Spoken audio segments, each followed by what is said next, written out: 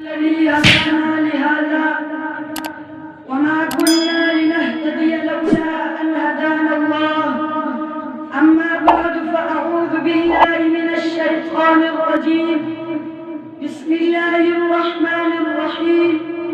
وقال الرسول يا رب إن قوم اتخذوا هذا القرآن مهجورا قال صاحب القرآن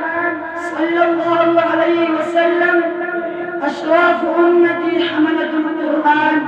صدق الله العظيم وبلغنا رسوله النبي الكريم گنگی ہو گئی میری زبان کچھ کہتے کہتے گنگی ہو گئی میری زبان کچھ کہتے کہتے ہچکچا سا گیا میں خود کو مسلمان کہتے کہتے بات یہ نہیں کہ مجھے اس پر یقین نہیں بات یہ نہیں کہ مجھے اس پر یقین نہیں بس ڈر گیا میں خود کو صاحب ایمان کہتے کہتے توفیق نہ ہوئی مجھے ایک وقت کے نماز کی توفیق نہ ہوئی مجھے ایک وقت کے نماز کی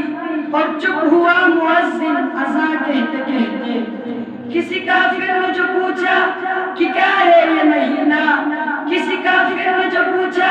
کہ کیا ہے یہ مہینہ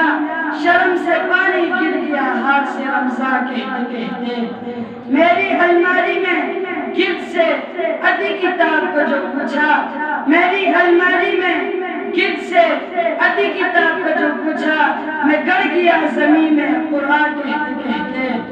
یہ سن کے چپ سا دلی اس نے غبار یہ سن کے چپ سا دلی اس نے غبار یوں لگا جیسے رک گیا وہ مجھ کو حوا کہتے کہتے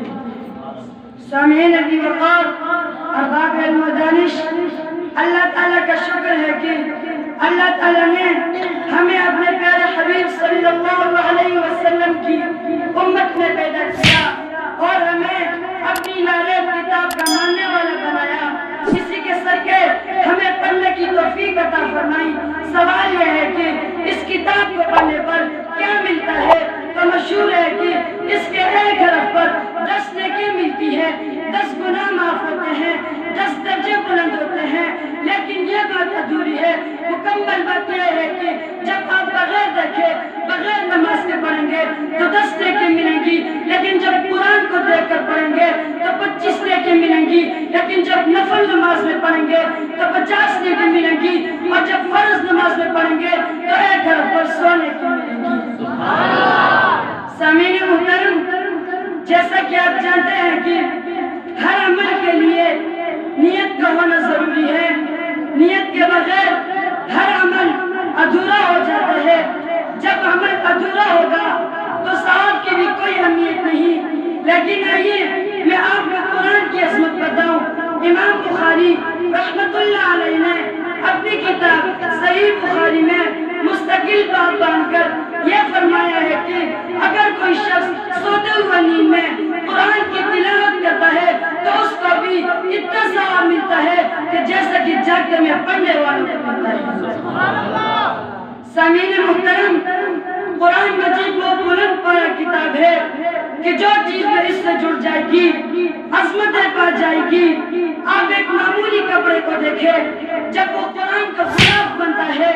تو کتنا محترم ہوتا ہے اسے دھو کر اس کا پانی بھی کوئی مسلمان گندی جگہ میں بہانا گوارا نہیں کرتا جب ایک معمولی کپڑا قرآن سے تعلق جوڑ کر اتنا بلند ہو جاتا ہے تو کیا یہ انسان جو اشرف المخلوقات میں سے ہے جب اپنا تعلق قرآن سے جوڑے گا تو کس قدر بلندی پائے گا اللہ تعالی ہم سب کو قرآن سے گہرا اور مضبوط تعلق قائم کرنے کی توفیق عطا فرمائے آخر دعوانا